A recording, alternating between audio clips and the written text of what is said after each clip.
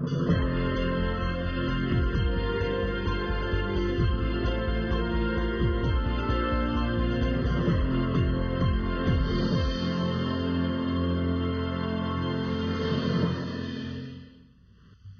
right, good afternoon. We'll go ahead and call to order the regular meeting of the City of Murfreesboro Board of Zoning Appeals for October 27, 2010.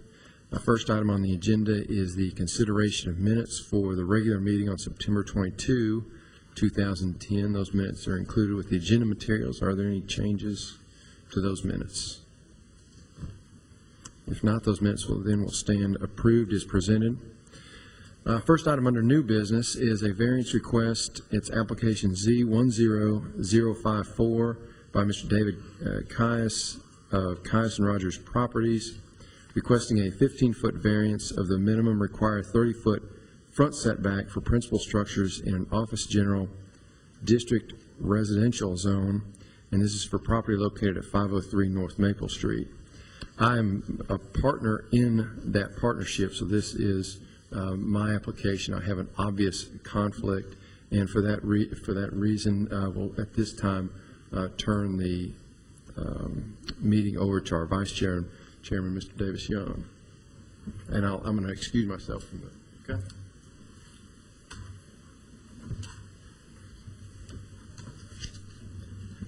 How are you? Okay, Matthew, if you want to go over that one for us. Sure. Good afternoon, Vice Chairman Young and members of the Board of Zoning Appeals. The first item that we have on the agenda today, as Chairman Rogers mentioned, is a 15-foot variance of the minimum required 30-foot front setback for principal structures for property located at 503 North Maple Street. 503 North Maple Street is the current location of the Caius and Rogers law offices. That law office building fronts on North Maple. The subject property itself actually has frontage on both North Maple and North Walnut. The rear of the property is essentially undeveloped. It does have access to North Walnut, and the applicants, Caius and Rogers Properties, would like to construct a second office building on the property fronting on North Walnut. In consulting with staff about their proposed second building on the property, the planning staff recommended to the applicants that they file a variance request in order to push the building up closer towards North Walnut Street so that the building would look more in line with other buildings in the area, and so that it would fit into this older part of town and be developed in harmony with the older parts of town, or with the surrounding and adjacent neighborhood. The applicant agreed that this would be a good idea, so he moved forward in having a concept plan prepared. And he has not yet received full site plan approval from the Planning Commission, but we did ask that he take this concept plan to the Planning Commission for their review and see if they agreed that the front setback variance along the west side of the property along North Walnut Street was a good idea. Planning Commission voted in favor to recommend that the applicant move forward to the Board of Zoning Appeals for that front setback variance as recommended by staff. And so here he is before the Board of Zoning Appeals for this front setback variance request. And if he is approved, of course, you will have to go back to the Planning Commission for full site plan review and approval. And we have received the full set of civil plans from the applicant's design engineer, and if approved, it will likely be considered at one of the upcoming Planning Commission meetings. Now I'll show you the site plan. See, here's the proposed building. This is the existing parking lot, which is located to the rear of the existing law office that fronts on North Maple, which is just off of the screen. This is a new parking area which would be located to the side, on the north side of the new proposed office building.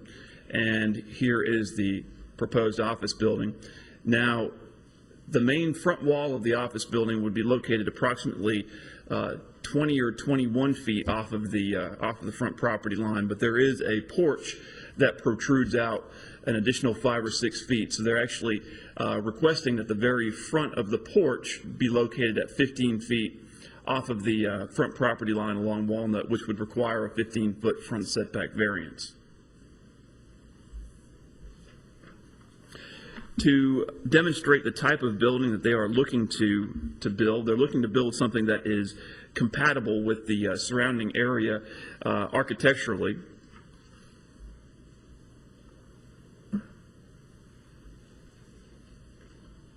You see, there is the front elevation.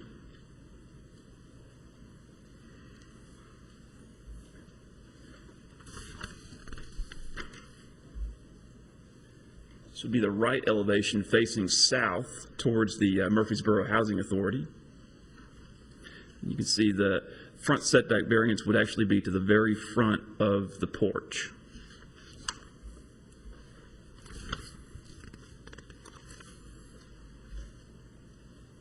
This would be the left elevation facing north. There are some condominiums just to the north of the subject property.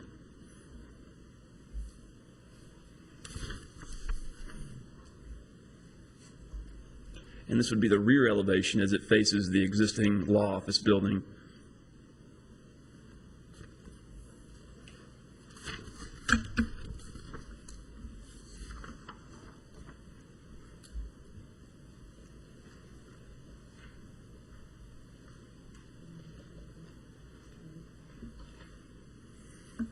Here's an aerial photograph of the subject property. You see here is Caius and Rogers Law Office with its parking lot to the south and to the rear. And then you can see here it accesses back towards Walnut Street. This green area is where they look to build the second office building. And as I mentioned, to the north there's a small residential condominium complex. To the south there is the Murfreesboro Housing Authority building. And Westbrook Towers is across the street and a little bit to the north of the subject property as well. One reason why I wanted to pan out a good bit here is that back in 2005,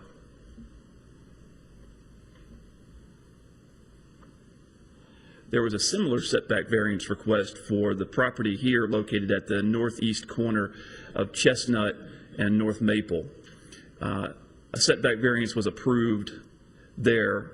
It was a much smaller lot, so there was a hardship based on the size of the lot, but also it was meant to bring the building more in line with the structures that are located in the immediate vicinity.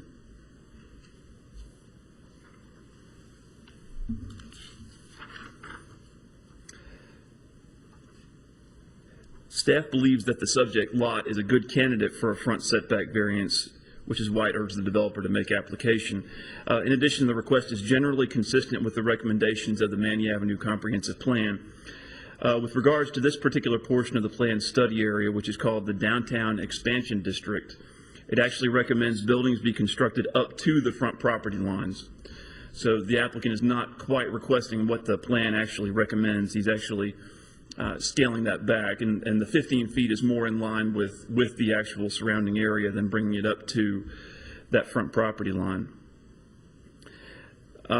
With regards to a different sub-area detailed in the plan, it states that the reduced setbacks will humanize the scale of development, and deep setbacks with parking lots between the building and the property line should be prohibited. Staff believes that this statement applies to the subject property as well, even though it's in a different sub-area than is being referred to in that statement. Parking will be located to the side and to the rear of the building, which is also consistent with the plan. And as we've noted on many occasions in the past, the Manny Avenue Comprehensive Plan notes that the redevelopment of the older, more urbanized areas of the city, our current regulations, current zoning regulations, specifically the setbacks, don't lend itself well to the redevelopment of the older, more urban areas of the city, which were developed at a time prior to our existing zoning regulations. And as I mentioned, in 2005, the BZA approved a 15-foot front setback variance for the property at the northeast corner of Walnut and Chestnut. The applicant in that instance was required to submit evidence of the distance of the existing structures in the immediate vicinity, and most of the existing structures were between 16 and 25 feet from the Walnut Street right-of-way.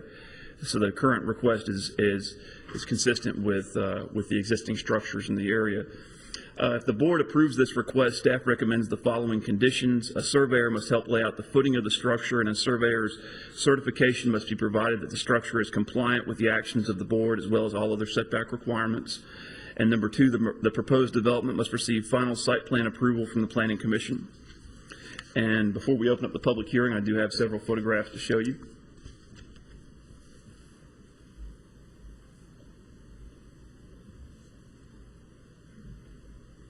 This is the front of the subject property in the existing office building as it fronts North Maple.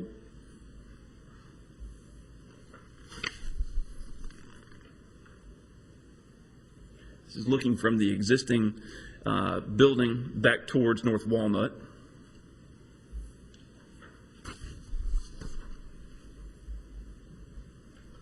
This is looking south on North Walnut. You can see the proximity of the Murfreesboro Housing Authority building to North Walnut.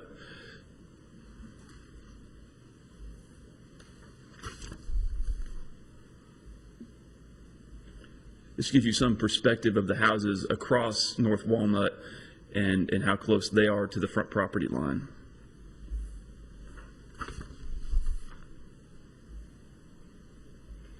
This is the existing wall along North Walnut on the applicant's property, which I understand will have to be demolished.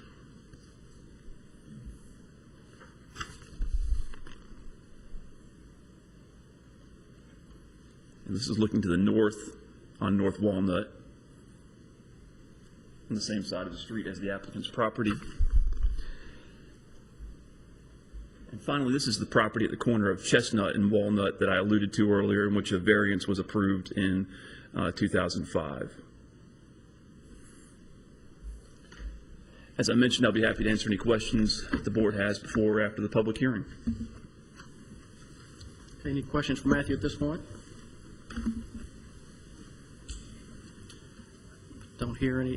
Don't see Mr. Caius in the audience. I don't know if there's anybody present that wishes to speak for the applicant. Seeing none, we'll hold the public hearing. Anyone that would like to speak for or against this application, please come to the podium and state your name and address. We'll get those on the record. Seeing no one, we'll declare the public hearing closed and open the floor for discussion or motion. I'm going to make a motion to approve it with the comments from the board to be completed. Second. Okay, we have a motion and a second. All those in favor say aye. Aye. Any opposed? There are none. So I believe that application has been approved. One thing that I did want to make sure we got on the record, I did lay some correspondence that I received from a neighboring property owner in favor of the request on your desks. I wanted to make sure, for the sake of that property owner, if they're watching, that to let them know that y'all did receive their correspondence.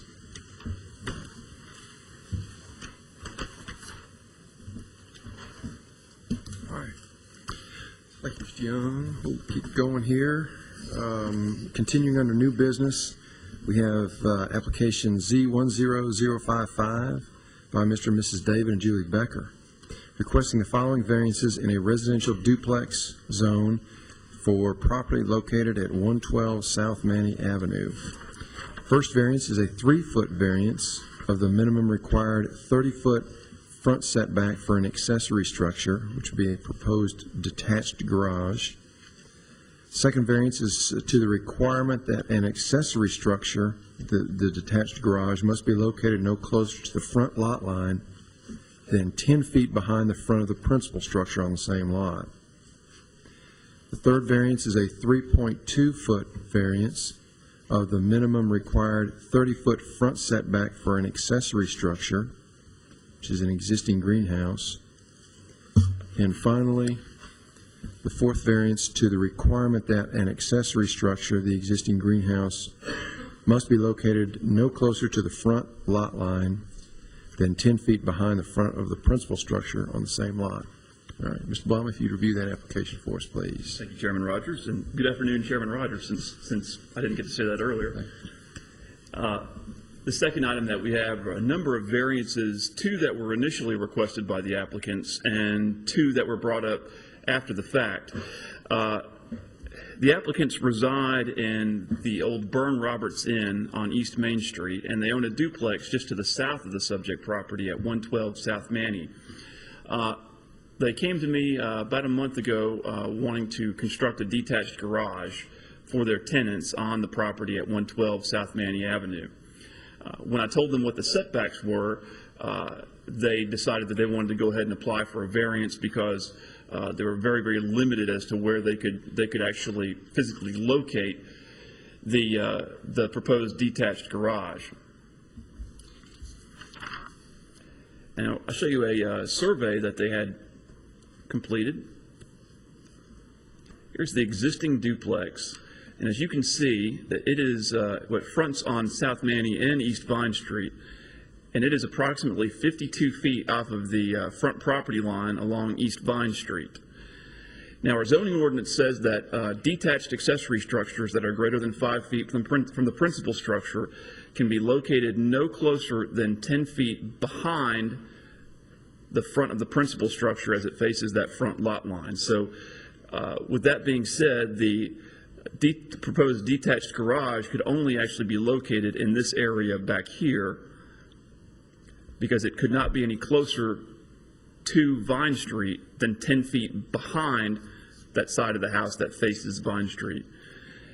So with the house being positioned so far, and this survey's upside down, but with the house being positioned so far to the northern property line, it only allows for the proposed detached garage to be located in the very northwestern corner of the property. Well, the applicants came to me and said that they wanted to be able to locate their detached garage closer to East Vine Street than the proposed house, or than the existing duplex, and thus would need a variance. They've cited a number of mature trees that are located in that northwestern corner, which prohibit them from locating their detached garage on the property without taking down a number of those large mature trees. On the survey, they've also located the detached garage here. And as you can see, there's a sliver of property here that actually belongs to the property that they own to the north, which is the old Burn Roberts Inn. And in order for them not to be required to apply for a side setback variance to build the garage where they want to build it, they will need to re-subdivide this sliver to include it with the 112 South Manny Avenue property. And they've actually submitted a re-subdivision plat that is pending review right now. And so before they can pull any building permits, they'll need to have that re-subdivision plat recorded so that a side setback variance is not needed as well, in addition to the front setback variances that they're requesting. In addition to a variance to the requirement that the detached accessory structure has to be located at least 10 feet behind the principal structure, they're also requesting a variance to the minimum required 30-foot front setback in the RD zoning district. The property is zoned RD, which has a 30-foot front setback requirement.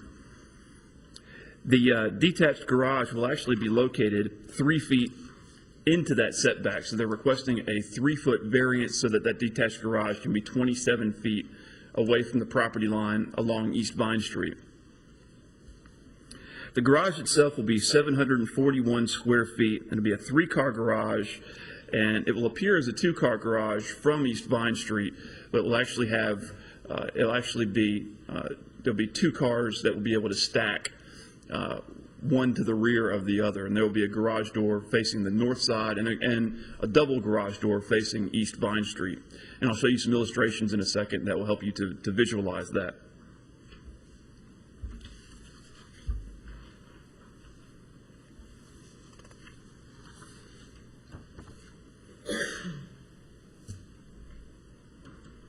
This is a representation of, it's not of the garage structure, but of the architecture that will be used with the garage.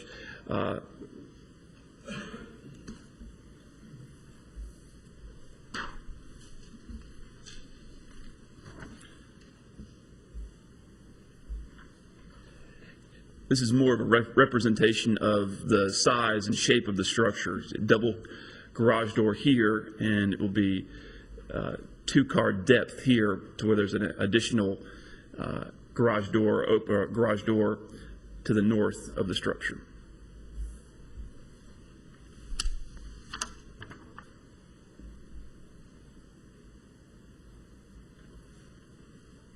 Here's an aerial view of the subject property. Here's the Byrne Roberts Inn here, what used to be the Byrne Roberts Inn, which is the actual residence of the applicants. Here's their duplex located at 112 South Manny. Here is the greenhouse, which we'll be getting to in a moment, which is the subject of variances number 3 and 4. And here is the gravel drive, and the proposed detached garage will be constructed in this area of the lot. There's that finger of the lot on East Main Street that will have to be re-subdivided in order for the applicants not to need a side setback variance as well. Directly to the west is a vacant commercial lot. Directly to the south is the service station, as well as appears to be a vehicle storage yard of some sort. Directly across South Manny Avenue is a little market.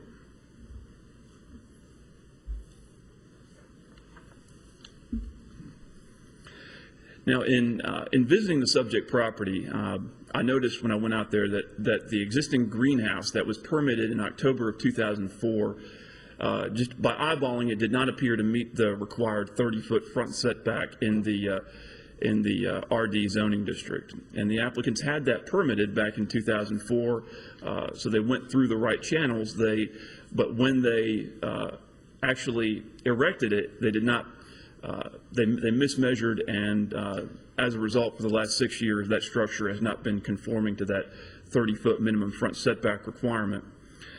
So when we noticed that, we went ahead and advertised for the setback variance for the existing greenhouse, which is 10 by 16, 160 square feet, and also for the requirement that detached accessory structures cannot be located any closer than to the front property line than 10 feet behind the front of the principal structure. That requirement wasn't actually passed until 2005, about a year after that greenhouse was built.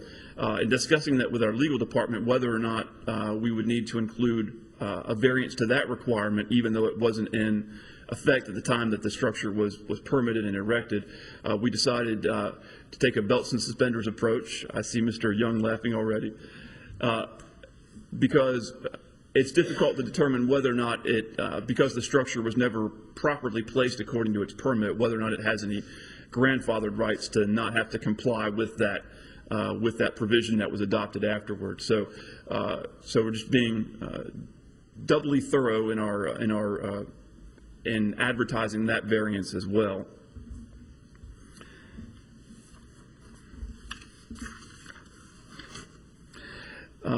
Each of the variance requests should be taken in separate motions. If the board approves the variance requests pertaining to the proposed garage, staff recommends the following conditions. A surveyor must help lay out the footing of the structure, and a surveyor's certification must be provided that the structure is compliant with the actions of the board as well as all other setback requirements. And number 2, the re-subdivision plat for the subject property that is currently being reviewed by the planning staff must be approved and recorded prior to the issuance of building permits for the garage. And before we open the public hearing, I've got some photographs to show to you.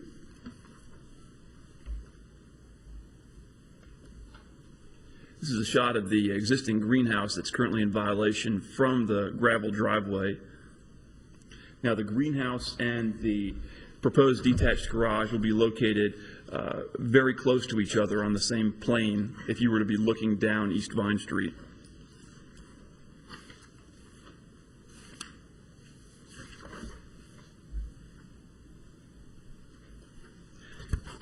One thing to note that there is ample landscaping along East Vine Street to where the greenhouse is relatively buffered from the road itself.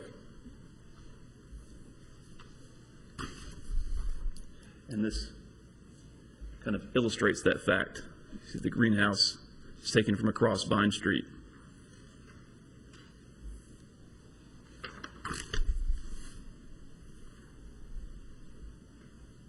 It's looking down the driveway where the proposed garage will be located, and you can see the existing mature trees that the applicant is referring to in his application materials that he is seeking to avoid having to take down.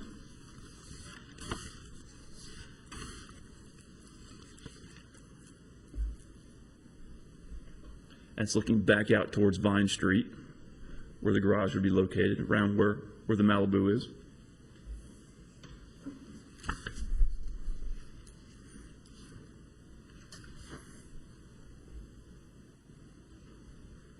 This is a view of the front of 112 South Manny Avenue, and you can see the greenhouse there. As I mentioned, the garage will be about the same distance away from East Vine Street as the existing greenhouse.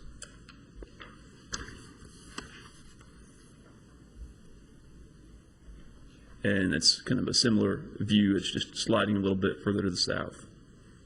So there's the landscaping as it fronts along Vine Street.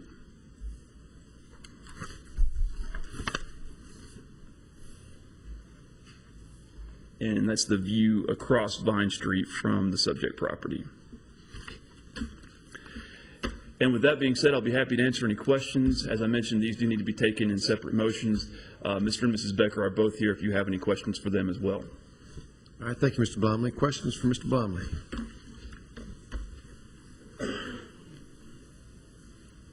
All right.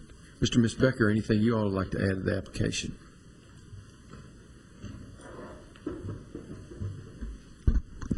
Good afternoon, board members and Chairman Rogers. And Matthew did a very thorough job on explaining our request for variances, but I would like to add that those mature trees are 5 in number, and they're sugar maple trees, and they're about 60 foot tall. So the last thing we want to do is jeopardize their lives. Thank you very much. Any additional questions from me? Any questions for Mr. Becker? Thank you. All right, thank you. At this time, then, we'll conduct a public hearing. Anyone present wishing to speak for or against the application, if you would, please come forward. All right, seeing none, we'll declare the public hearing closed and open the floor for further discussions or motion. And then, as Matthew indicated, we're going to take these variance requests as separate motions, so if the board's so inclined, we'll just go in order and begin with the 3-foot variance of the minimum required 30-foot front setback for an accessory structure, the garage. Chairman Rogers, if there's no discussion, I move for approval of the variance subject to all staff comments. Second. All right, we have a motion and a second. Any further discussion on that one? If not, all in favor say aye. Aye. Any opposed? All right, then we'll move on to the second variance request, variance to the requirement that the accessory structure must be located no closer than 10 feet behind the front of the principal structure. So moved, subject to the staff comments. Second. Motion and a second. Any further discussion on that? If not, all in favor say aye. Aye. Any opposed? Okay. Moving on to the third variance request, the 3.2-foot variance of the minimum required 30-foot front setback. This is for the greenhouse. Chairman, I move we approve the 3.2-foot variance for the greenhouse, subject to staff comments. I'll second. Motion and a second. Any further discussion? All in favor say aye. Aye. Any opposed? All right, and last, the variance for the greenhouse, that it must be located no closer to the front lot line than 10 feet behind the principal structure. I move for approval of the requirement on the greenhouse that it be located no closer than 10 feet to the front lot line, subject to staff comments. Second. All right, we have a motion and seconds. All in favor say aye. Aye. Any opposed? All right, Mr. and Ms. Becker, that application then has been granted in its entirety. Thank you very much. Appreciate y'all coming in today. All right, we will now move on to special use permit requests.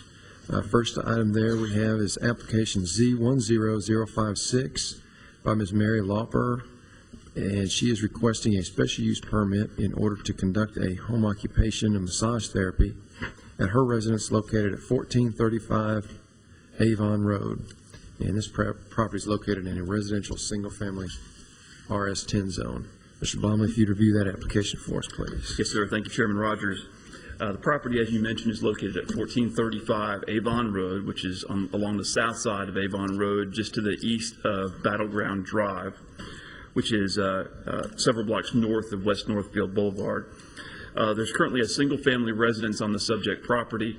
The property is essentially in the middle of an existing single-family, existing well-established single-family residential neighborhood, and all of the uses surrounding it are single-family residential in nature, with the exception of Studio S Pottery, which is directly across the street from the subject property on Avon Road as well. The applicant would like to move her existing massage therapy business into her home, and in order to have a home-based business that has customer traffic coming to and from it, a special use permit from the Board of Zoning Appeals is required. The applicant has submitted agenda materials outlining her proposed request and the parameters with which she seeks to operate by. I'll show you the aerial photograph, which is doubling as her site plan. As you can see, I've denoted on here that there is an existing garage that was recently constructed earlier this year. That detached garage is a 3-car garage, but about a quarter of the garage is area that they constructed specifically for this reason, in order for her to make application to the Board of Zoning Appeals, so that she could begin her massage therapy practice in that detached garage. The rest of the structure is utilized for vehicle storage, as well as kind of a hobby shop for her husband. When they bought the property, this existing large parking pad had already been constructed to the rear of the house, so they do have quite an ample area for parking in between the house and the new garage. With that being said, though, the applicant is not requesting to be able to have overlapping appointments. All of her clients will arrive one at a time, and there will be space in between appointments so that there will never be any more than one client scheduled at a time. And the applicant does not propose to have any walk-in clients as well.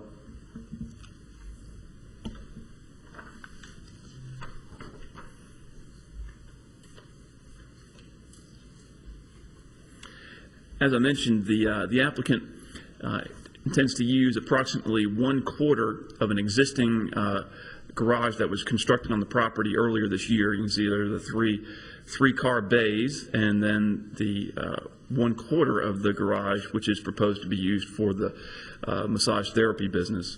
It's approximately 360 square feet, which does not exceed the maximum 500 square foot requirement in the zoning ordinance. If the home-based business is to be conducted entirely from within an accessory structure, then 500 feet is the max, and she does not exceed that amount.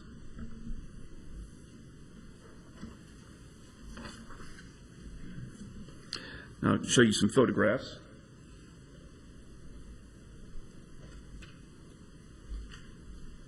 This is directly across the street. That's the Studio S Pottery.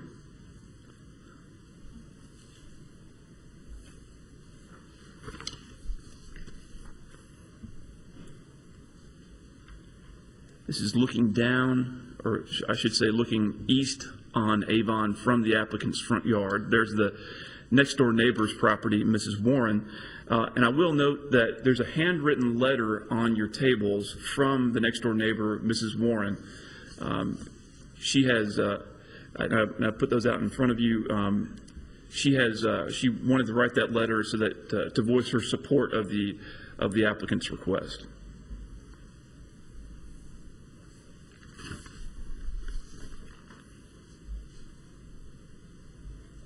This is looking west on Avon.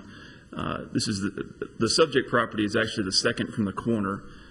There's a corner lot facing Battleground, and that's the property directly next door to the subject property.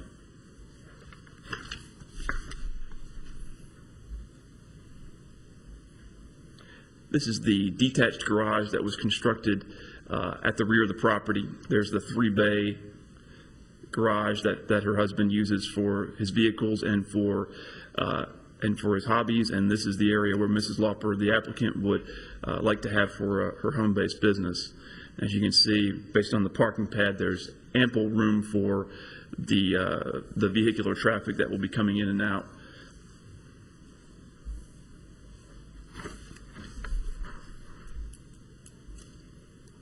This is just another view of the parking area.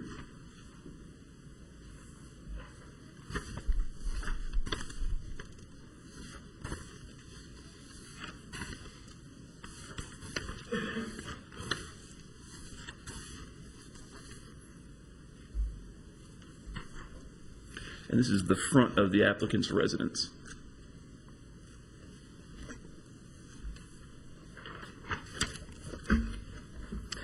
The applicant has stated that the maximum number of appointments that she will schedule per business day will be 4, and there will be no overlapping appointments.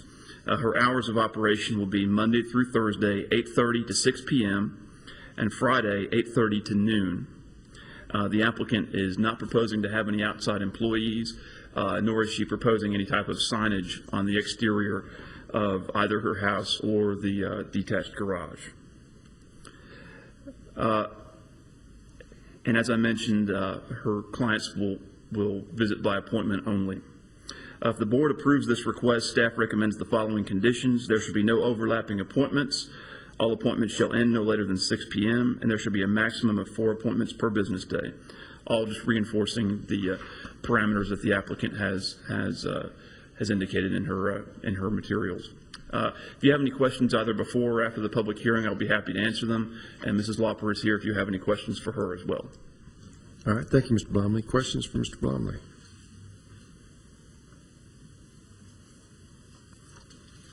All right, thank you, Mr. Blomley. Ms. Lauper, anything you'd like to add to the application? No? Okay. Then at this time, we'll conduct a public hearing. Anyone present wishing to speak for or against the application? Seeing none, we'll declare the public hearing closed and open the floor for further discussions or motion. I'm going to make a motion to approve the application with the recommendations of the staff. Second? All right, we have a motion and a second. Further discussion? If not, all in favor say aye. Aye. Any opposed? All right, Ms. Lauper, that application has been granted. Thank you.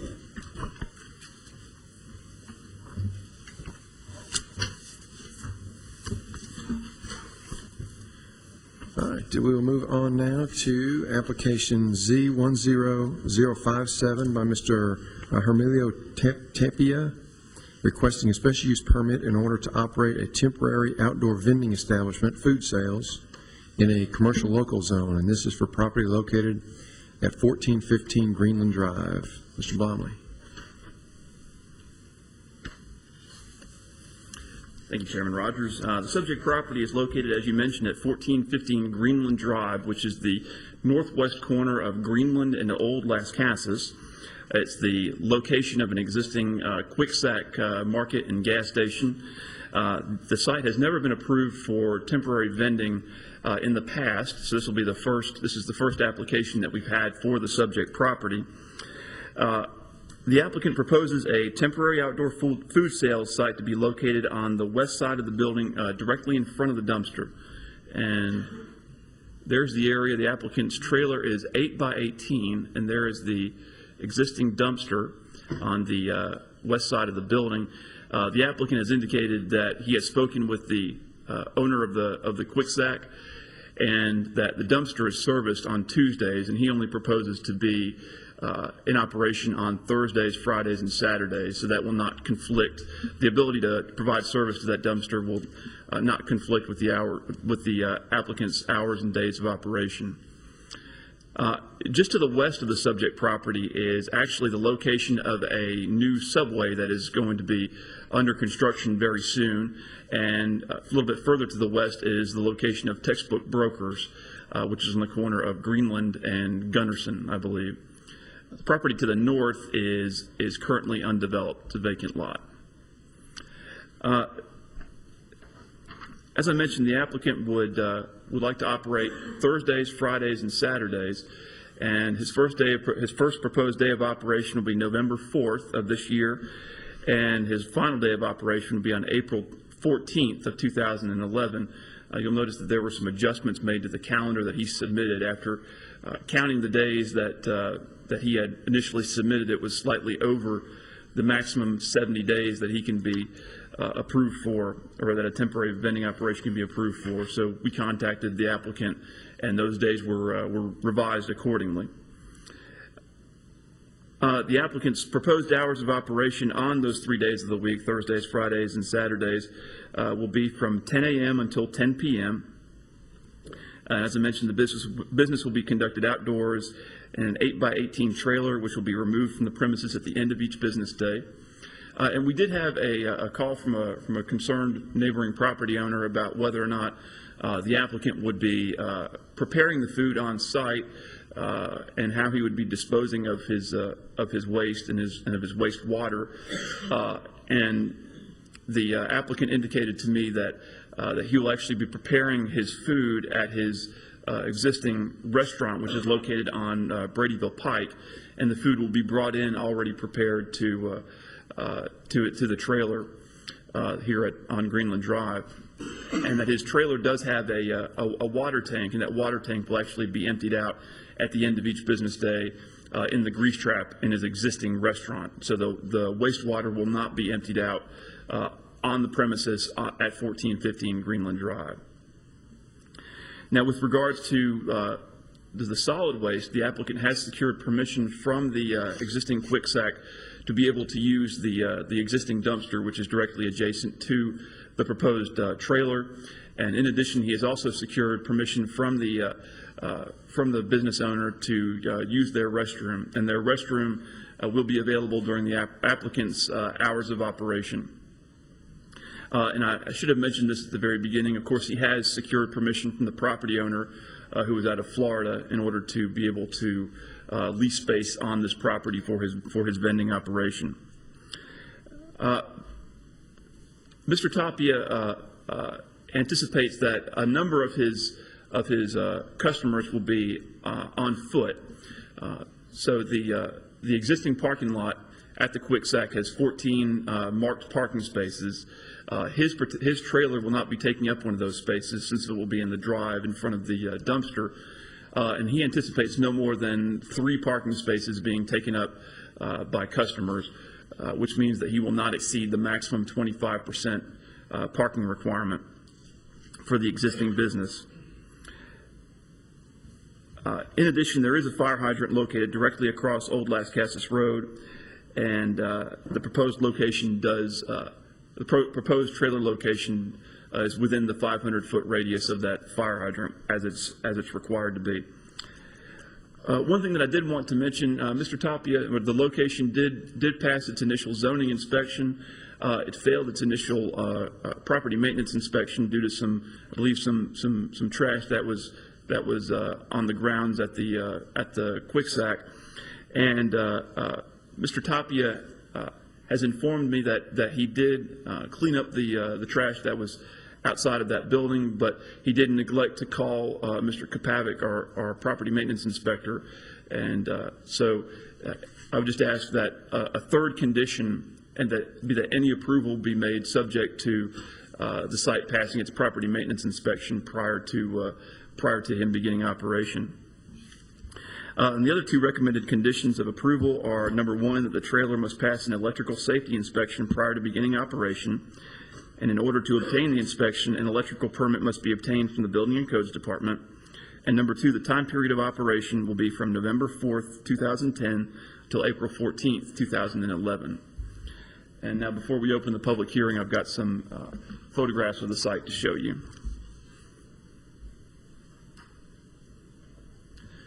There's the front of the Kwiksak. The applicant will be set up to the west of the Kwiksak.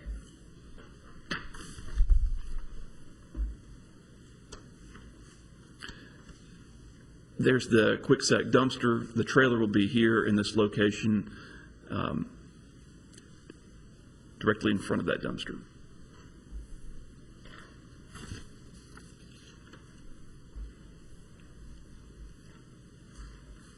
And this is just a view to the west. This is the property, this vacant property in between the Kwikset and Textbook Brokers will be developed with a new Subway restaurant.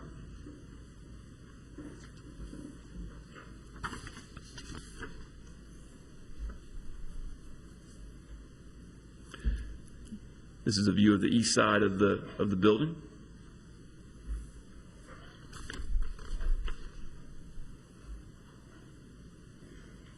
This is the large white house directly across Old Las Casas at the northeast corner of that intersection.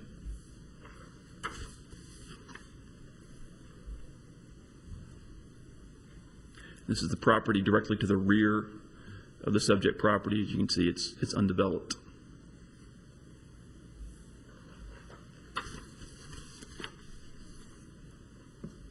I'm sure you're all familiar with this view, looking directly across into the MTSU parking lot from the subject property.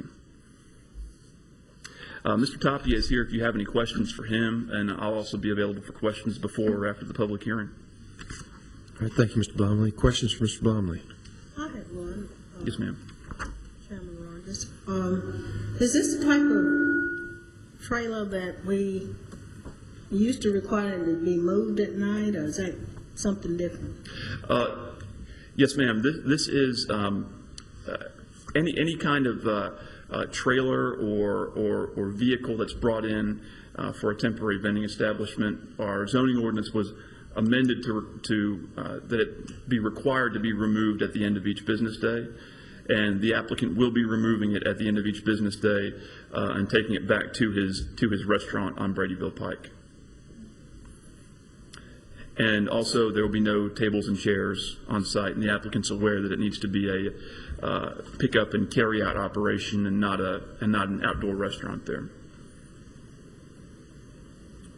Mr. Plumlee, I've got two questions. I think I read in here where he's going to use a generator for his power. Is that true? Yes, that's correct. Okay. And then the second question is, did we not just approve an outdoor vending establishment 2 lots down from this? Actually, it's a couple blocks down. There are a couple of bookstores there. Okay. Textbook Brokers, which is 2 lots down. We've never approved a temporary vendor there. However, about a block and a half down at the Blue Raider bookstore, we approved a hot dog vendor there. I think back in June. And his time, he actually decided to stop his operation early, and so he's actually not currently operating out there. Ready for my question? I noticed the 10 p.m. was on here. Is that consistent with what we've approved on his other establishments? And it seemed like, did we shorten that time on another application, or do you recall? Mr. Dodd, in the past, I think you've looked at the hours of operation in context of what's around it. I know that in the past there have been instances where a temporary vending establishment, and I particularly remember one instance on Bradyville Pike, a Kwikset down on Bradyville Pike, that was in pretty close proximity to a residential area. And in order to keep the activity and the intensity of the commercial vending establishment down, y'all did limit the hours of operation at that location and in others. What about the one on Northfield? Do you remember? Wasn't there one on Northfield? Has he still got that one at the laundromat? Am I remembering that right? That location was, and that was a different applicant. That location was approved on numerous occasions. I don't recall what the hours of operation were for that location.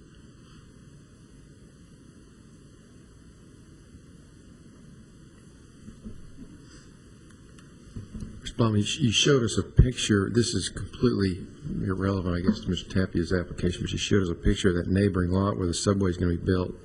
And that picture showed mounds of what looks like topsoil and gravel and maybe some asphalt and concrete. Looks like they've been dumping on that lot. Maybe in getting ready, getting the lot prepped for construction.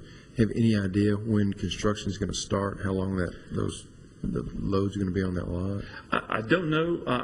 I'm fairly certain that Mr. Agnihotri, who is developing that lot, has already applied for his permits. I don't know if he has obtained those yet or not, but I'm fairly certain he has applied for permits. So I think he's looking to get started in pretty short order. Chairman Rogers, site work has started. They've taken down several large trees yesterday and maybe the day before. There is an excavator on the site, and so I assume that material is going to be used as fill, but I'm not really certain of that. But at least site work has started, and I don't know what their construction schedule is, but they have started work there. Okay, good. Thank you. All right, any other questions? All right, thank you, Mr. Blomley. Mr. Tappy, anything you'd like to add to the application? No. All right, thank you, sir. And at this time, we'll go ahead and conduct a public hearing. Anyone present wishing to speak for or against the application, if you would, please come forward. And seeing none, we'll declare the public hearing closed and open the floor for any further discussions or motion.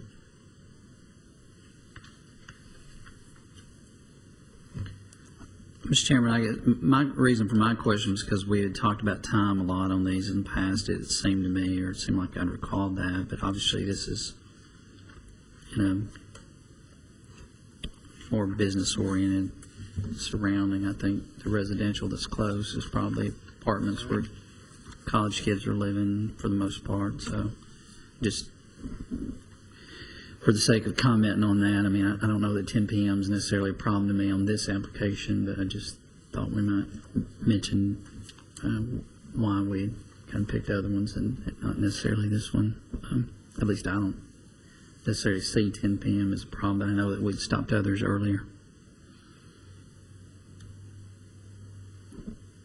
Unless anybody else has. I have a comment. I guess I've been on record before that I'm not a big fan of temporary vending at all. And now in defense of Mr. Tapia, he actually has a sticks and bricks location, which has kind of been my hesitation with when someone was willing to make an investment. And in turn, the city of Murfreesboro would get property taxes off of it versus someone just setting up a temporary vending place. Also, and I'm not sure that this has any bearing in reference to approving this application one way or the other, but we are about to have what I would call a pretty good investment that's going to go next door. And then looking at the other subways that have gone up in the last, honestly, in the last 6 months, there's been two that I know of for sure, a third one going up on Rutherford Boulevard as we speak. They have been, I feel like, compliments to this area.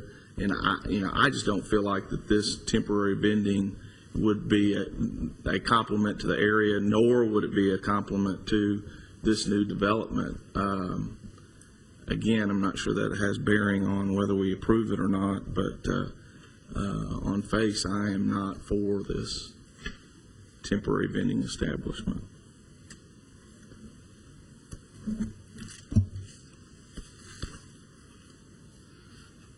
All right, further discussion.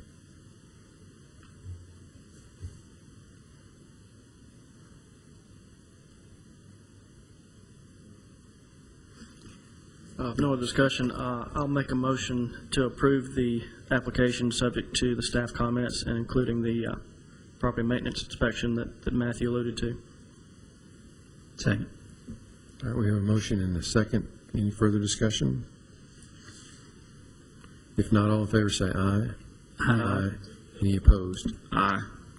Okay. Mr. Tapia, the application was approved 4-1. Thank you very much. Appreciate you coming in today.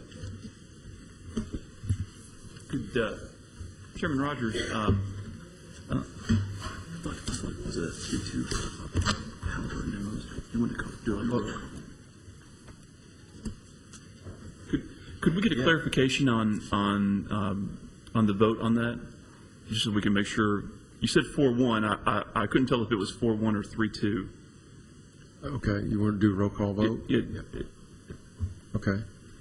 Mr. Brenda, you want to do a roll call vote? Never been called on to do a roll call vote, have you? Adam Dodd, Aye. Ken Halliburton, No. John Rogers, Yes. Davis Young, Yes. and Francis Mosby. No. I'm sorry, I was wrong. It was 3-2. Thank All you. right. Okay, thank you. Thank you, Mr. Tapia. All right, next we'll move on to application Z 10058 by Mr. Mike Jones for the North Boulevard Church of Christ Men's Ministry, requesting a special use permit in order to operate a temporary outdoor vending establishment, which will be Christmas tree sales, in a commercial highway zone, and this is for property located at 1266 Northwest Broad Street. Mr. Blomley, if you'd review that application for us, please. Yes, sir. Thank you, Chairman Rogers. I won't bother going into all the details of this application, as this is essentially the same application that the applicant has submitted in years past. Subject property is located at 1266 Northwest Broad Street. It's the Kmart Shopping Center, and we treat Christmas tree sales, since our zoning ordinance amendment several years ago, that falls under the same category as temporary vending. The applicant has submitted materials demonstrating compliance once again with the standards for temporary vending in our zoning ordinance, and his application, as I mentioned, is essentially identical to in years past. And staff has not received any complaints regarding the operation of this site in the last 4 years that the applicant has been approved.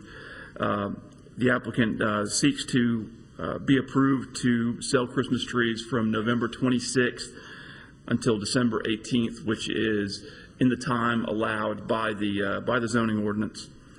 And if approved, staff recommends the following condition: the site must pass an electrical safety inspection prior to opening for business. An electrical permit must be purchased from the Building and Codes Department in order to obtain this inspection. And the applicant doesn't propose to have any kind of tents or buildings that have electricity. There will be a small 8x8 portable building brought in to provide shelter in case of inclement weather to the applicant and his coworkers. But the electrical inspection will actually be for the lighting of the Christmas tree lot itself. They string lights so that the trees are visible. And just to show you here the actual location, they set it up. The Christmas tree is back behind the 42-foot front setback on this grassy area, which is located directly adjacent to the Cornerstone Credit Union, which fronts on West Clark Boulevard. Here's the Kmart Garden Center here. With that being said, I'll be happy to answer any questions that you may have. Mr. Jones is in attendance if you have any questions for him. And, of course, we need to conduct a public hearing. All right, thank you, Mr. Blomley. Questions for Mr. Blomley? If no questions, then Mr. Jones, anything you'd like to add to the application, sir? All right, at this time, we'll conduct a public hearing. Anyone present wishing to speak for or against the application, if you would, please come forward. And seeing none, we'll declare the public hearing closed and open the floor for further discussion or motion. Mr. Chairman, I'll make a motion to approve the application with the recommendations of the staff. Second. Motion second. Any further discussion? If not, all in favor say aye. Aye. Any opposed? All right, Mr. Jones, that application has been approved. Thank you. All right, next we'll consider application Z10059 by Mr. Dan Ongst for the Boy Scout Troop 197 of Fellowship United Methodist Church, requesting a special use permit in order to operate a temporary outdoor vending establishment, again Christmas tree sales, at an institutional group assembly use, a place of worship, in a residential single-family RS-15 zone for property located at 2511 New Salem Highway. I believe all that meant that they want to sell Christmas trees outside of Fellowship United Methodist Church, right? That's correct. Okay. That's correct. If you'll recall, several years ago, we amended our zoning ordinance to allow Christmas tree sales at what are what are termed in our zoning ordinance as institutional group assembly uses. And those are allowed by special use permit. Of course, one of the types of institutional group assembly uses is a place of worship, such as the Fellowship United Methodist Church located at 2511 New Salem Highway, along the south side of New Salem, just to the west of Cason Lane.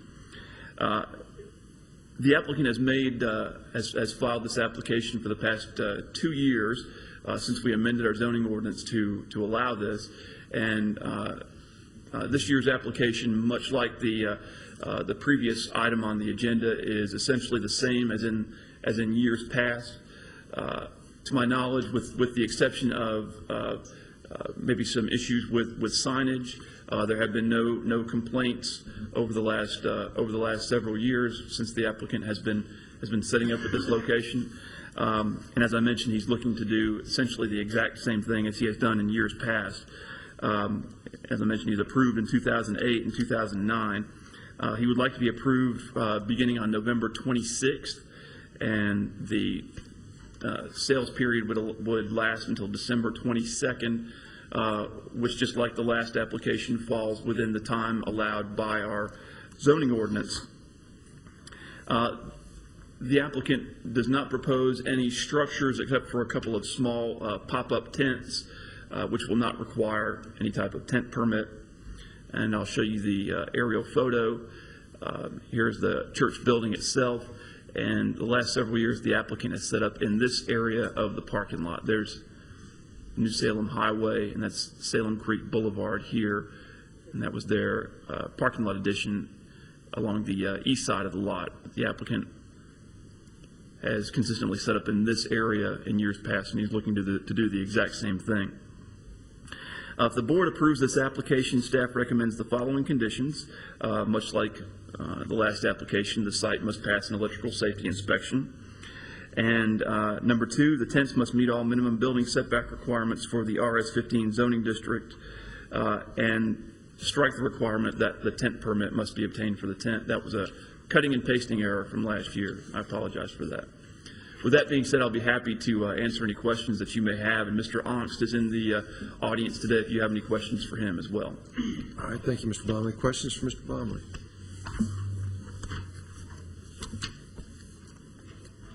All right, Mr. Ongst, anything you'd like to add to the application? No, sir. All right, thank you. At this time, then, we'll conduct a public hearing. Anyone present wishing to speak for or against the application, if you would, please come forward. And seeing none, we'll declare the public hearing closed and open the floor for further discussions or motion.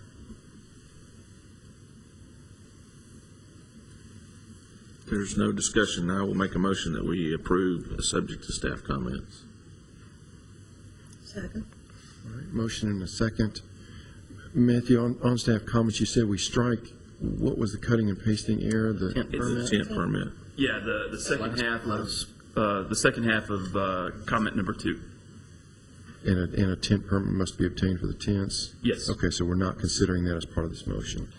Yes. Okay. Okay, I have a motion and a second. Any further discussion? If not, all in favor say aye. Aye. Any opposed? All right, Mr. Hawks, that application has been approved. Thank you.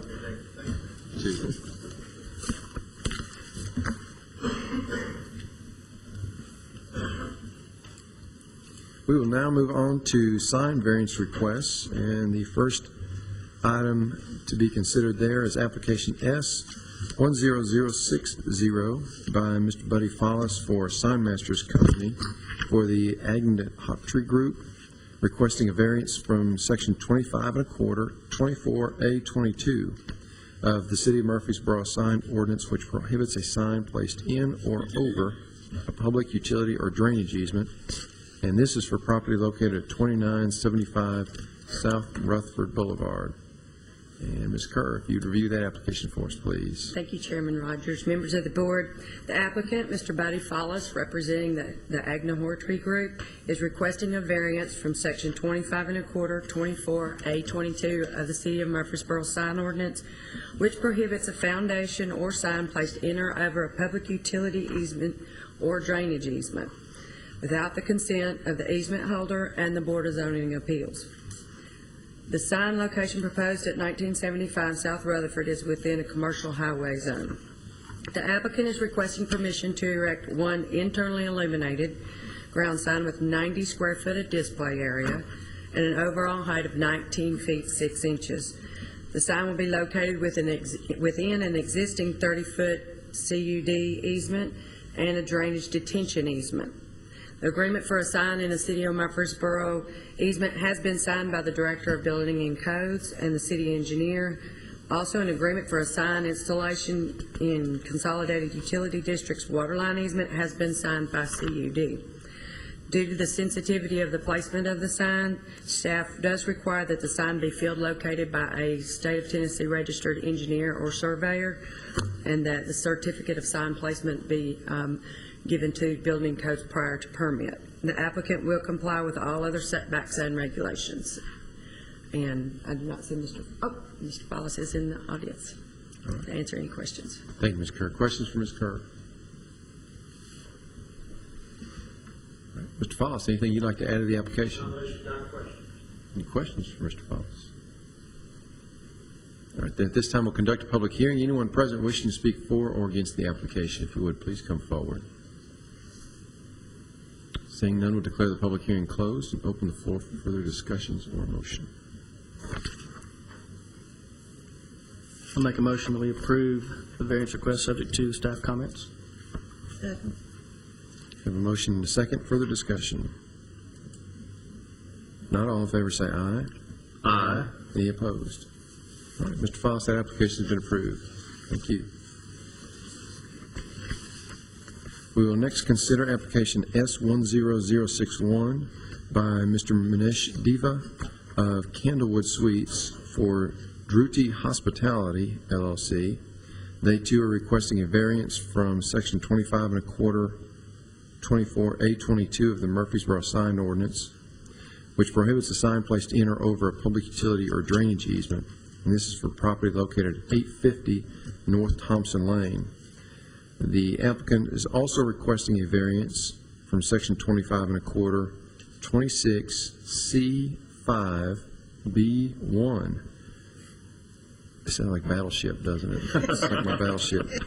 Setback, which requires that freestanding wall signs be set back a minimum of 5 feet from the right-of-way for the same property. Okay, Ms. Kerr, if you want to review that one for us, please. Thank you. The applicant, Mr. Manish Deva, representing Candlewood Suites and Doherty Hospitality LLC, is requesting a variance from sections 25 1/4, 24A22, and the City of Murfreesboro sign ordinance, which prohibits a foundation or sign placement in or over a public utility or drainage easement without the consent of the easement holder and BZA approval, and section 25 1/4, 26C5B1 setback, which requires that a freestanding wall sign be set back 5 feet from the right-of-way.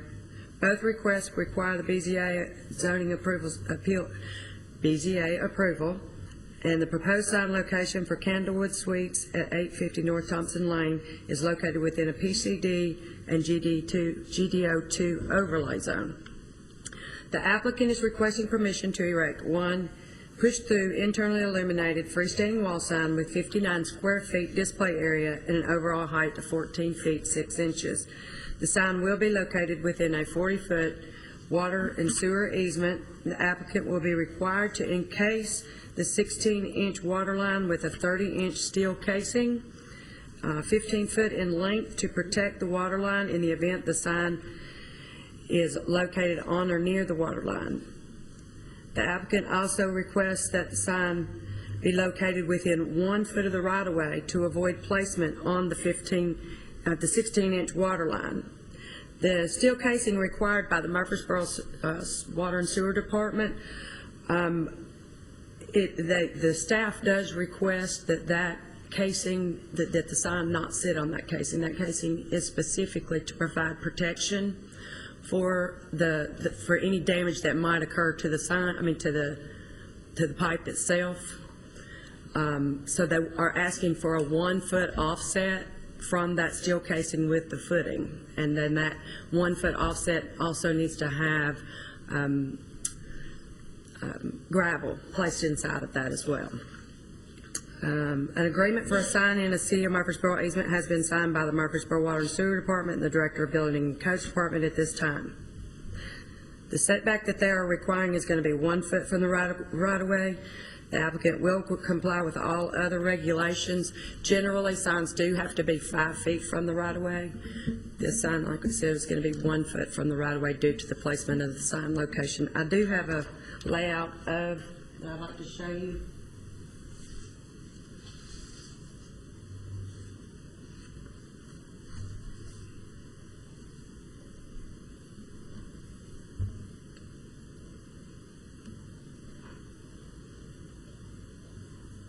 This is the current location of the sign itself. This might be easier. This is the current location that they're requesting. This is the steel encasing of the pipe. This location was looked at by the city traffic engineer, and he did say that it would be okay within the light of sight distance.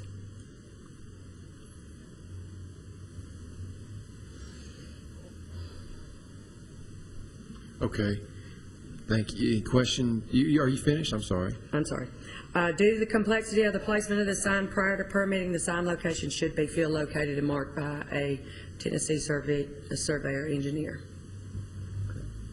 Thank you, Ms. Kerr. Questions for Ms. Kerr? So is there two variances, one because it's in a right-of-way, and then the second has to do with the distance from the right? I mean, Well- one because it's within an easement, and then the other one is the distance from the right-of-way. Yes, sir. You need two motions on that. Yes, sir. Yes, please. And the reason it has to be that close to the right-of-way is because of the easement? Yes, sir. Because of the distance of where the water line is to the right-of-way, there's only a 10-foot gap between the water line and the right-of-way. Yeah, but I thought we're putting it in the easement, aren't we? Right. We're putting it in the easement. They just don't want it on the water line. So in order to keep it off the water line, it has to be pushed towards the right-of-way. Okay. It can't go back toward the parking lot? I do have a photograph of where it was originally proposed to be placed that I can show you.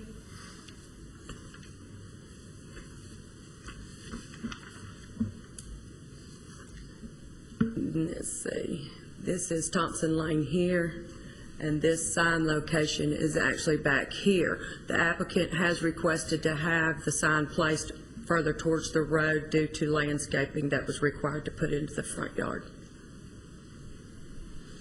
In the landscape? So would that be in the easement there, at that location? Yes, sir. There is a easement. There's also a sewer line that runs right here, and it would have to be outside of that sewer line easement. Okay. So you've got a water line up here, and you have a sewer line back here. And that was the location that when he met with the Water and Sewer Department that they were able to compromise on. So what easement would it be in that location right there? Would it be in It would both? not be in an easement back there. It would not be in any easements at this location right here, Okay. which was where it was first proposed to be placed. Can they landscape so they can landscape there, it's not even in an easement, they could put whatever they want to there. Yes, sir. Orient me on Thompson Lane where this is. Do you know the corner of Red Robin and Thompson Lane and Med Center? Right. If you come back past the new Swanson development on the right, it's right next door at the Candlewood Suites. Okay. That's about three or Across the four, street from Anderson Pool Store. it's 3 or 4 lots to the north of Red Robin. On that same side of on that same side of Thompson Lane. Okay, on the same side as Red Robin. Yes. Yes, sir. Okay. It's directly adjacent to and to the north of Swanson's Gateway Village. Okay. Is it in any kind of gateway overlay or Yes, sir. It's in Gateway District Overlay 2. what does the sign ordinance say about setbacks for signs and height of signs and that kind of thing? What I'm getting at is in that area, I don't recall there, this one's going to be really, really close to the road, probably closer than any other sign there is to the road. And so I guess I'm showing a little reluctance to say that's okay. In Gateway District Overlay 2, this also is a PCD with a GDO2 overlay, which makes it a little bit more confusing because you have to take the one that is the most restrictive. The sign could be allowed to be up to 60 square feet and up to 16 feet in height. All setbacks in the city of Murfreesboro have to be 5 feet from the right-of-way, 8 feet from power lines. There aren't any power lines on that side of the road. However, there is always the 5-foot setback. I mean, generally, this is the first application that I have brought before the board to be within the setback zone. And he could, just placing the sign there next to the parking lot is not going to prevent him from landscaping down that parking lot, would it? It's not the parking lot area that the landscaping is in. Where the sign is located, I'll point back to this picture. Where the sign is located, his parking lot is right here. This is his parking lot. The landscaping is in through this area here. Currently, the sign is proposed to be 14 feet 6 inches tall. You know, they could actually go to the 16 feet without any variances. And so there's the distance from the old location to now the new proposed location, the entire distance between those two signs is taken up by easements. There's no place in between there that he could put that sign, is there? Can they go between the two lines? That 40-foot easement, if you look at this drawing, I'm going to show you both of these at the same time, just so we can get, this one's actually a more clear photograph of it. That easement that this sign is in, it's a 40-foot easement, which would stretch from the right-of-way, let me get my bearings, would stretch from the right-of-way to,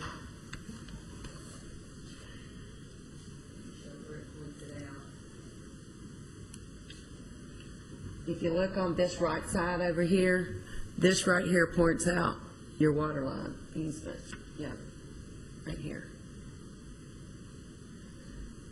It points it out right from here to here. So that goes from your right-of-way. It's hard to look at this way. Chairman Rogers, essentially that 40 feet would go, if you're looking at the site plan, go from the right-of-way line to the parking lot. So that whole front landscape area, and Mr. Huddleston in the certification of sign placement calls it out as a 40-foot sanitary sewer and force main easement, and that 40 feet takes it right up to about the edge of that parking lot. Okay. We approve signs on easements all the time. What is causing an issue here is that the Murfreesboro Water and Sewer does not want this sign in a particular place because of this steel casing. So you either got to go closer to the road or further back from the steel casing. Is that what I understand as part of this process? They're having to put the steel casing on the pipe to protect the pipe, okay? And also, they said if anything were to happen to the pipe, or they need to get in there, work on it, they would not have to take the sign down to work on it. The sign itself cannot sit on that casing.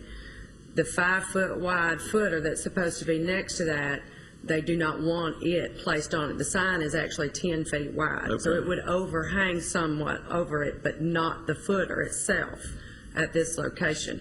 You could have maybe 1.5 foot give way back a little bit further, maybe go 2 feet back, but we do not feel that that would be appropriate because when digging footers, sometimes you get a little bit closer than you intend. And so we just felt like keeping it at the location that they had requested for your approval. Is there not enough room between the water line and the sewer line to? Well, this was the location that was preferred according to, I mean, generally, they want 10 feet off of each line in either direction. They are giving with that by putting the steel casing on this particular line. Well, they're saying put one of them in jeopardy, but not both of them if you plunk the sign Yeah. down the middle. I mean, because you've got about the same amount of distance between the right-of-way and the water line and the water line and the sewer line. They're both about the same distance apart. But if you put it in the middle, then you're jeopardizing the Jeopardizing both. integrity of both.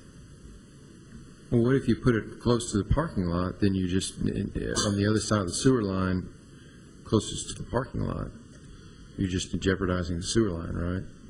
You're not even jeopardizing the sewer line. There are locations back there that can be outside of the proposed easement. In those, if you look at the drawings that you have, there is a median area into the parking lot that would be considered outside of the easement. And they can go up to 16 feet to get higher visibility if they're further off the road, you're saying, without any Yes, sort sir. of variance. But members of the BZA, the landscaping that the city requires there along Thompson Lane is probably going to be at least 16 foot tall, time it matures just a little bit. And so, probably ideally for the business, this sign would be placed right over the top of the water line. That causes a problem. It's certainly common for us to, and for water and sewer and other utilities, to allow signs in easements, but it's fairly unusual to put a sign directly over the line itself. And that's what they're also trying to avoid here. So yes, they could put it back next to the parking lot, but once the required landscaping matures just a little bit, then the sign is completely hidden, which the business usually doesn't care for. And so I think there's been a lot of head scratching, I think, went on and work put together to place the sign where it is. And of course, even though it's close to right of way, we do have a grass strip behind the curb and then a sidewalk, and it's at least back a sidewalk, and I think maybe even a foot back a sidewalk where the right of way is. So I don't think this is going to appear to be right on top of the road. It probably will be closer to the road than most of the signs out here, but it seemed, I think, to the people, as everybody went through this, that this was a good, a reasonable accommodation for it.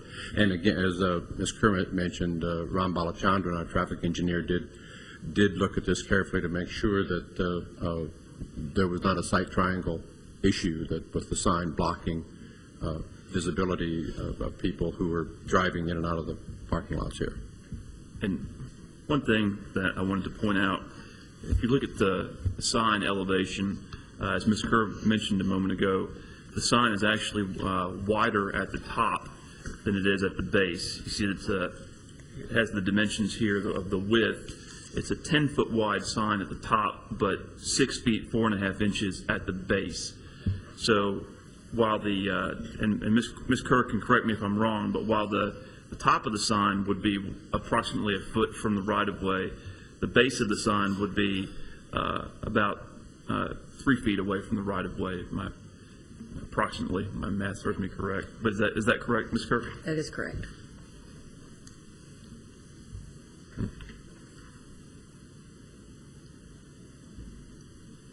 So staff felt that it was better to put the sign within 1 foot of the road here versus addressing the landscape that may be in there that may cover up the sign later.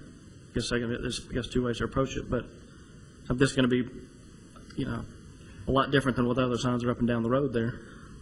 The applicant actually went to the Water and Sewer Department and worked with the Water and Sewer Department staff as to where the location of the sign could be more visible for him as opposed to behind the landscape. But there is quite a bit of landscaping in his front yard. What's required, what kind of landscaping is required there along the front? We do have the one shrub per every 5 feet of road frontage, as well as a shade tree every 40 feet, or an ornamental tree every 25 feet. And it's actually beefed up a little bit in the Gateway Design Overlay District as far as I believe, the caliper of the trees, and so I don't recall the specifics of the landscape plan that he had approved by our planning commission. To be honest, that what you've described does not seem like it would overwhelm this sign even 40 years from now. Really, shade trees, the only shrub certainly would never. The only thing that you talked about would be a shade tree. I mean, if you position it, I guess it would be 20 feet on either side of the sign, right? Would be the farthest they could be apart. Yeah, I guess those things could grow up pretty good, right? You talking about a shade tree like a oak or something? Right. Like a big tree? Right. Yeah, and the intent is for them to grow and mature and provide that shade and that canopy in years to come. This doesn't have anything to do with this application directly, but are we going to be dealing with this issue as you go towards, say, Broad Street again, Go towards Broad Street. on the right-hand side? From, Moving north along Thompson Lane. Yeah, as he's exactly. talking towards.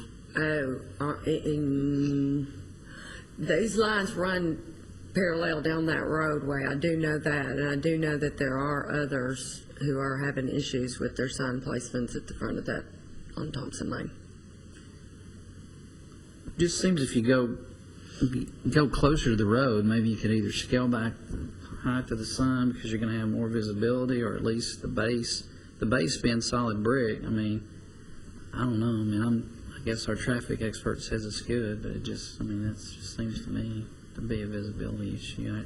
Maybe I just can't envision how that's going to look if you're trying to turn out of there. It'll actually be, Mr. Dodd, we've got a 5-foot wide sidewalk and a 4.5 wide grass strip.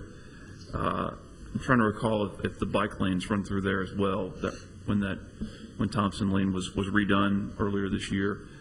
But in addition to that, it'll be about 3 feet off of the right-of-way, so you're looking at about 13 feet behind 12 or 13 feet behind the curb. The right of way not being the edge of the traffic travel. is what you're Correct. saying. I guess if it's to the right of the entrance there, you're either going to be turning right onto Thompson Lane, in which case you're going to be looking to the left for your entrance traffic. Or I guess if you're cutting across all those lanes, your line of sight's going to be more to the northeast as opposed to right down that line. There's no call for landscaping.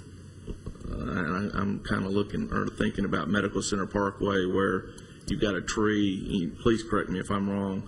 I think you've got a tree sometimes between the sidewalk and the roadway, but that wouldn't be the case down Thompson Lane, correct? Well, there are some on Thompson Lane. Yeah, we do have street trees further to the south on Thompson Lane. I can't recall if this particular area is within our Gateway Streetscape Master Plan. But being that it is in the Gateway Design Overlay District, there may be street trees in that little area. And the street trees that would be in the public right-of-way in that 4.5-foot wide strip would be in addition to what would be required to meet the private landscaping requirements on the private site. So if there's trees there, I don't know what he's gained. Well, typically I believe the trees that are in the public right-of-way are usually ornamental in nature. Whereas what we see on the private side is a combination of ornamental and shade trees. So I don't think they would have quite the canopy that the trees on the private side will have. But I may be speaking out of turn. There may not be street trees planned for this section of Thompson. Are shade trees required on this plan? Or is it just ornamental? He can opt ornamental or shade trees. There are a certain number of trees that where ornamental trees can be substituted for shade trees in order to meet the minimum landscaping requirements, but it can't exceed a certain percentage. In other words, a certain percentage of them have to be shade trees. And he can request a variance for the landscaping plan, I assume, right? Yes. Or maybe it's even as a matter of right, he can substitute some stuff without even having to seek a variance, right? Well, of course, this has already been through the planning commission, and its landscape plan has been approved. And He's already planned. the structure is already there. I think he's very, very near the end of the completion of his construction He's here, project. he could answer that question, but I think some of this landscape's already in place. He's shaking his head, yes. Yeah. The ordinance says that you can't have anything within 5 feet of the setback. I mean, within 5 feet of the right of way, right? The ordinance. The ordinance says you can't have this sign within 5 feet of the right of way. Regulation is that it It's not doesn't say that that it's prohibited, it just says in the regulation itself, the requirement for the sign placement is 5 feet from the right of way and 8 feet for power lines. This sign's not actually in the right of way, it's just within that 5 feet. 5 feet setback. Close to how far into this 5 feet is it? It's about a foot off the right of way. With 4 feet into this 5 feet. Okay. But the base is actually going to be, when you say a foot, you're talking about the top part of the sign, which is smaller than the base. This is the point Matthew made earlier. Or the top, yeah. Right. Maybe I said that backwards, but I knew what I meant when I said it. We knew what you meant. Somebody did. Okay. All right. Any further questions for Ms. Kerr? Thank you, Ms. Kerr. Mr. Deeva, anything you'd like to add to the application? And we may have some questions for you as well. Okay. Questions for Mr. Deeva? Is this the main or only entrance to your hotel? Mr. Deeva, if you come forward to the podium so we can catch you on the microphone there. It'll be the only entrance to the hotel. Can you, I asked this question earlier, but you've already planted the landscaping that's around the parking lot, is that correct? Right, that's correct. All the landscaping is done. Okay. Tell us what it is. I mean, you don't have to get scientific or anything. Is it bushes? Is it trees? no, it's trees. I mean, and if you're looking at from the main highway, from the main road, it's going to be hard to see the sign where it's originally proposed. Do you know what kind of trees, though, that were planted out there in front of the parking lot? I mean, there are kind of few trees, so it's going to be huge. You know, and it'll take away a lot of visibility. Even to the building, those trees are going to take a lot of visibility away, you know. And we don't have any photos of the property, do we? The only photograph that I've taken is just one when I put up the zoning sign. I don't know what we'd be able to glean from that, but I'll be happy to put it up. Okay.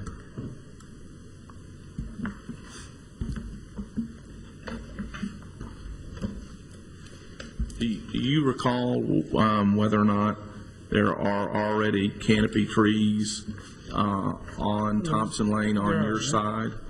On the other side? Or? No, on your side. Next to the sidewalk. Mr. Halliburton, if I could interject and Okay. we could look up at the, there are actually already street trees on Thompson Lane. See, there are the street trees. Here's I would assume that's marking the, are those pink stakes marking the proposed sign location?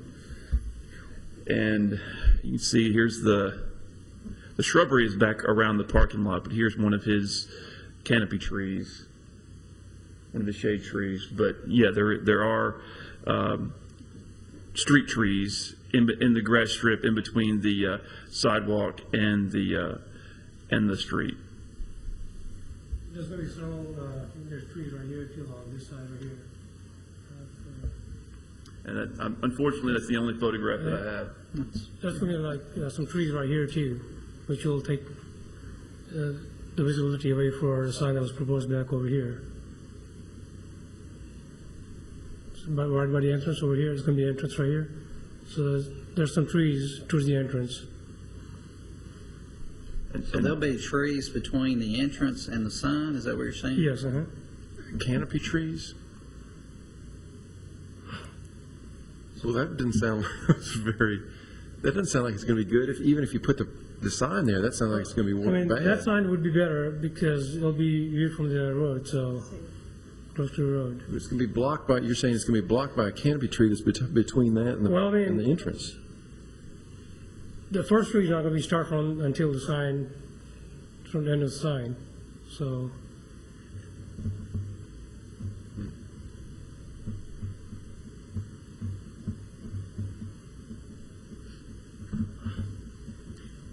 Chairman Rogers, if I understood him correctly, I think he said if it was back further, then the canopy trees would be where that you couldn't see the sign.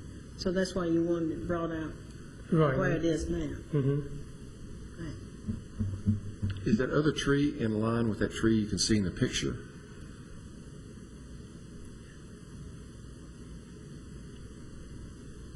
He's asking, is the tree closer to the drive, at the same distance from Thompson Lane? Towards the entrance,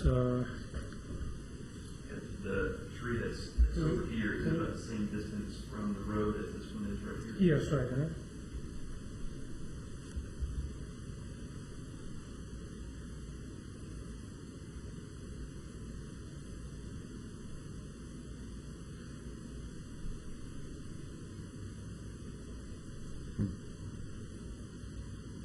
Okay. Trying to work through this here. All right, any other questions for Mr. Deva? And am I pronouncing your name correctly, Deva? Sorry. Deva? Is it correct? Deva. Deva, okay, Deva. Yeah, okay, thank you, Mr. Deva. Thank you. All right, at this time, we'll conduct a public hearing. Anyone present wishing to speak for or against the application, if you would please come forward. And seeing none, we'll declare the public hearing closed and open the floor for further discussions, questions, motions.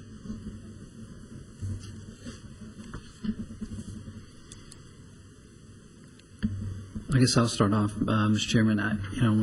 The 1 foot, does seem a bit problematic, but seeing that last picture there, there's already trees right on the road. I mean, I guess my initial concern was visibility of traffic there, but from that last picture and from the fact that there's already a tree between the entrance and that sign anyway, and the fact that if you're turning right, your sight line's going to be to the left, and if you're turning left, your sight line's going to be to the northeast. I think, and I don't think aesthetics are going to be an issue based on all the other trees and things that are there. So, I mean, I think some of my concerns about it initially have kind of been alleviated after we talked it out for a while, but I don't know how anybody else. You said that the traffic director looked at this and I guess practiced that exit going to the north, whatever it is. And she's not nodding her head. And I might make sure that was I think I traffic remember. concerns was what was something that I thought of initially. Yes, the traffic engineer did survey or draw out the line of sight distance, and he said that at a 40 mile an hour was required at 400 feet for a sight distance, and he said it did meet that requirement.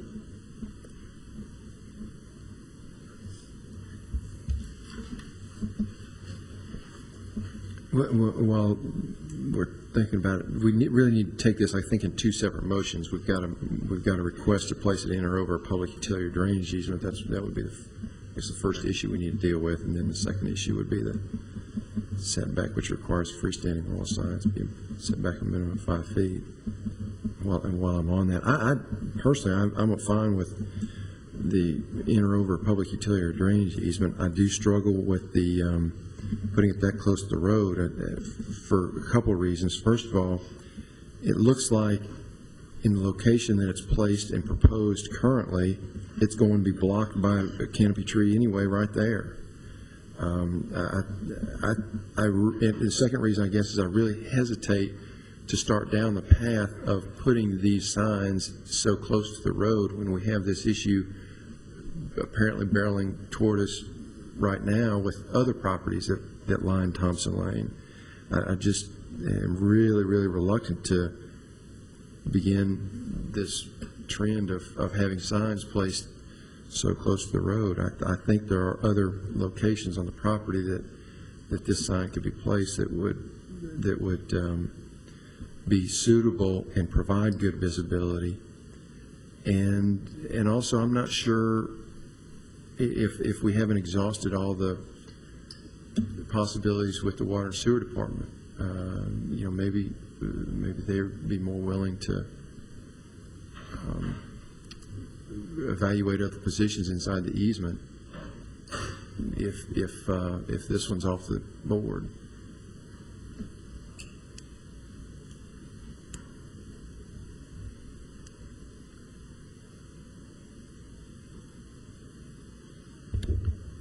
Chairman Rogers, I believe, look at your first point about other lots. Of course, I'm looking at the cover picture at the bottom of the first page of this agenda item. Okay. The corner right below this, of course, is Red Robin, and that's already developed. I believe there is a vacant lot immediately north of Red Robin. The tan lot there is the Swanson mixed-use development that I anticipate seeing signage requests for within the next couple of months. And then there's one more large lot to the north of the applicant's property. I believe, Matthew, you made that on north of that, is that what was is being sold now to the hospital and will be a part of the hospital property? I believe actually directly to the north of the north, 2 parcels to the north. Right. I believe that is actually a part of the hospital tract. Right. So, and I'm not sure where that property is that's being sold, but I think that 2 lots to the north is actually already a part of the hospital tract. Okay. So there may be some more individual lots on north of these. That may be the case, but that's. Do we have a map over there? Do you think that would help us out on that question?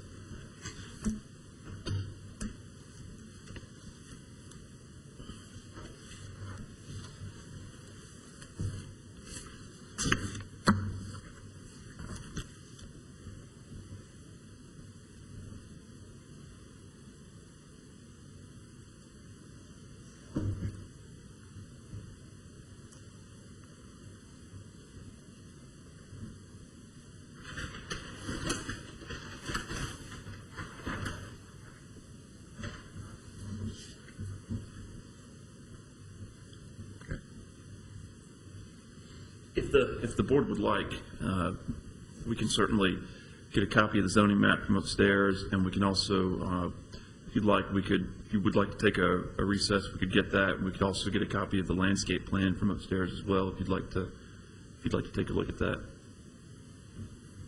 I know where you're going with the landscape plan. I'm not sure where you're going with the property. Well, you had questioned whether we were going to see a chain of these. I see at least 3 more where we could have, and I don't know if there's going to be more than that. The other side of Thompson Lane doesn't have the same water and sewer line.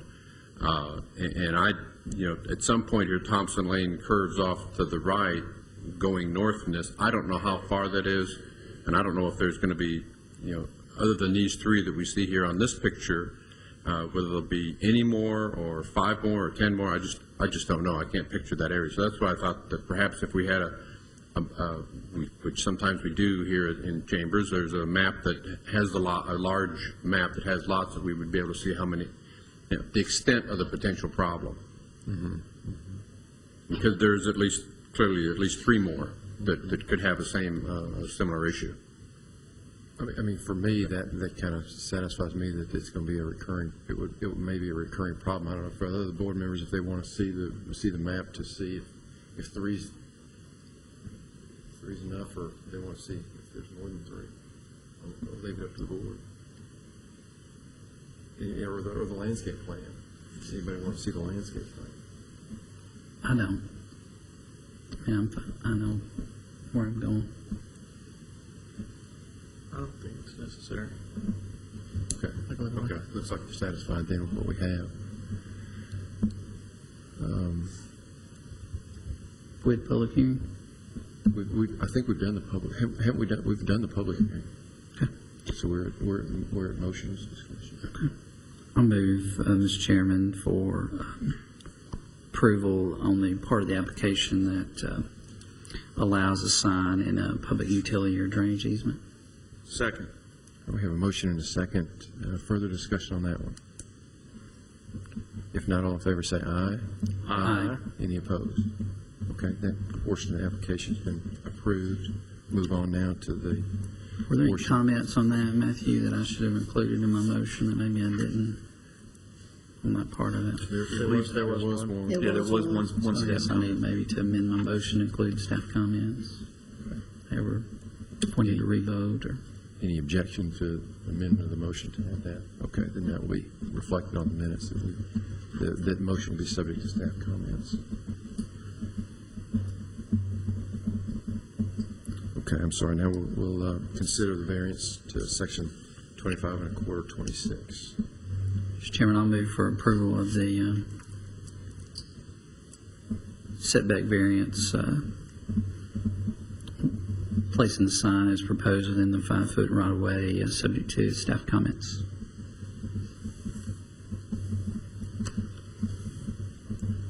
I'm going to second the motion. I do agree with Chairman Rogers with the hopes that it's not going to be, and I'm not going to speak for Chairman Rogers, but the hopes it's not going to be more than 3 that would be asking for this at a later date.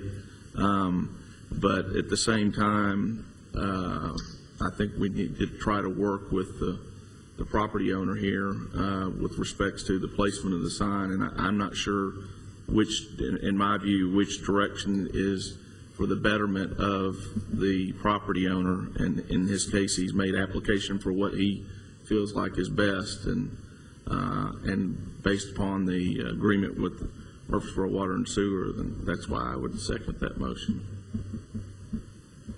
And that's subject to staff comments? Yes. Okay.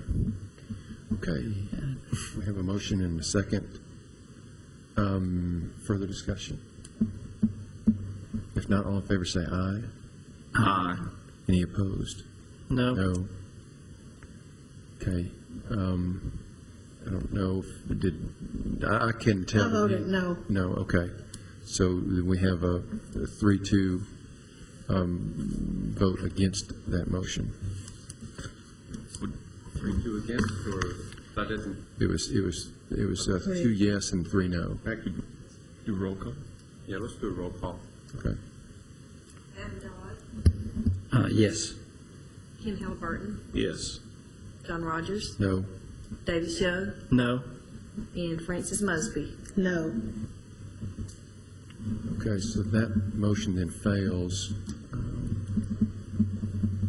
I guess the motion having failed, then we take no action on the, David, is that right? We've taken no action on that portion of the application, so therefore that portion of the application fails? Yeah, they're going to have to go back to get with water and sewer and planning and reanalyze the situation and come back with another proposal. I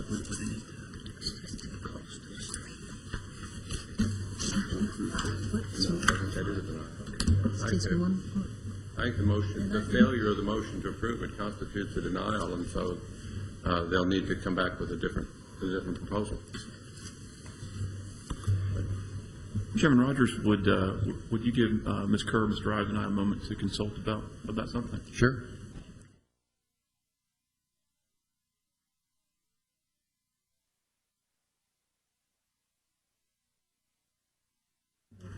It's not 5 foot that's required. This would be 1 foot. Yeah. Don't you see somebody might be right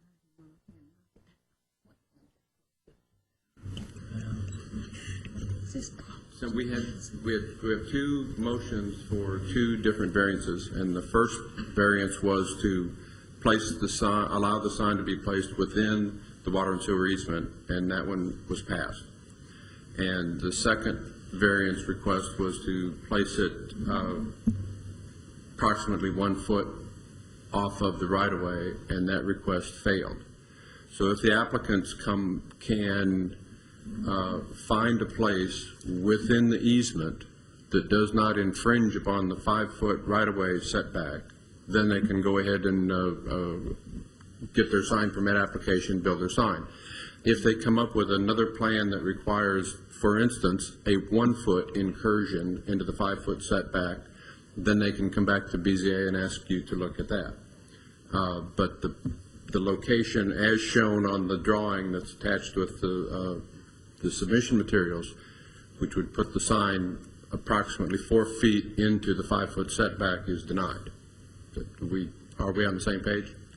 Okay, great. And if they can find a location with planning and water and sewer and urban environmental and anyone else that's involved in this that does not require any encroachment into the 5-foot right-of-way setback or an encroachment into some other easement or something, then they'd be free to go, ready to go. That's mine. Okay, good. That's good, man. Okay.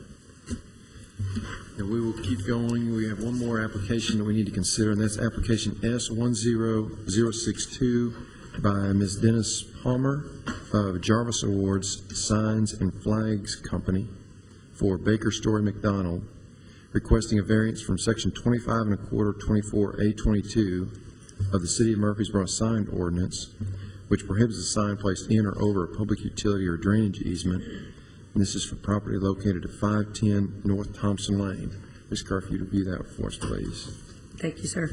The applicant, Ms. Denise Palmer, representing Carl Story with BSM Thompson Lane LLC, is requesting a variance from section 25 1/4 24A22 City of Murfreesboro sign ordinance, which prohibits a sign or foundation placed in or over a public utility or drainage easement without the consent of the easement holders and BZA approval. The proposed location is at 510 North Thompson Lane and is within the GDO2 overlay zone. The applicant is requesting to install one 81 square foot display area sign that will be internally illuminated with push-through style illumination and an overall height of 10 feet 1 inch.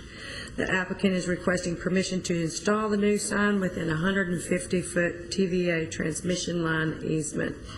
The Building and Codes Department has received a letter from TVA stating no objection to the proposed construction of a sign at this location within their easement, subject to compliance with terms and conditions in the agreements of the approval letter. The applicant will comply with all other setbacks and regulations.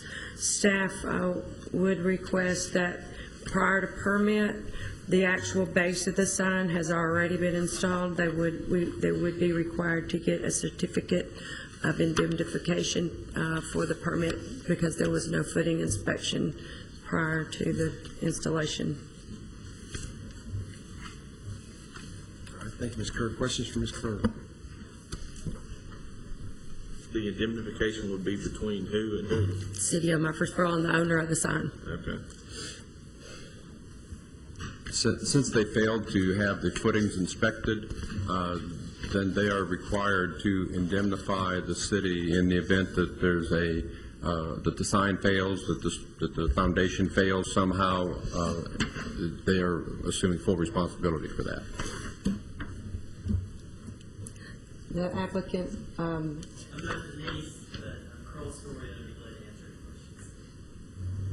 Okay. Thank you, Mr. Story. Any questions for Ms. Kerr first? Thank you, Ms. Kerr. Okay, Mr. Story, anything else you'd like to add or questions for Mr. Story?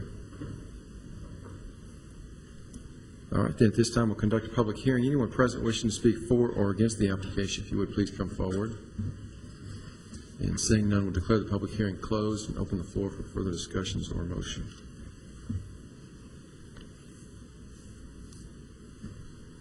If there's no discussion, I'll make a motion that we approve, subject to staff comments. Second. All right, we have a motion and a second. Any further discussion? If not, all in favor say aye. Aye. Any opposed? All right. Mr. Story, that application's been approved. Thank you. All right, staff reports and other business. Just two quick items, Chairman Rogers. You'll recall last month we approved an amendment to the Murfreesboro Board of Zoning Appeals rules. So Ms. Davis has so kindly included a revised copy of the rules of the Murfreesboro Board of Zoning Appeals for your record. And also, we approved the 2011 Board of Zoning Appeals calendar at last month's meeting.